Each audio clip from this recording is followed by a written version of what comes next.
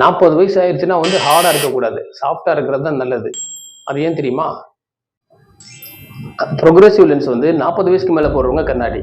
அப்போ அவங்களுக்கு வந்து ப்ரொக்ரெசிவ் லென்ஸ்ல சைடுல பாத்தீங்கன்னா ஒரு டிஸ்டார்ஷன் ஏரியா இருக்கும். ஏன்னா ரவுண்ட் தெரியக்கூடாதுன்றதுக்காக அந்த சைடுல வந்து அந்த மாதிரி ஒரு டிசைன் பண்ணியிருப்பாங்க. அதே மாதிரி கீழே ஒரு பவர் இருக்கும், நடுவுல ஒரு பவர் இருக்கும், தூரத்துலயும் ஒரு பவர் இருக்கும்.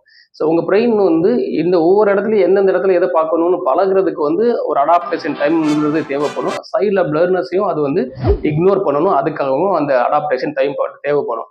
இதுக்கு முன்னாடி ஒரே ஒரு பவர் போட்டிருப்பீங்க 40 வயசுக்கு கீழே. அப்போ எந்த இடத்துல செக் பண்ணாலும் ஒரே ஒரு பவர் இருக்கிறதுனால உங்க பிரெயின் பெருசா அடாப்டேஷன் தேவைப்படாது.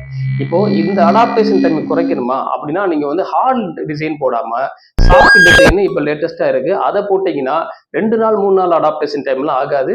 1 ஹவர் 2 ஹவர்லயே ஆயிரும். பட் சாஃப்ட் டிசைன் எப்படி போடணும்னு தெரியணும்னா நீங்க கிருஷ்ணா ஐக்கருக்கு வாங்க.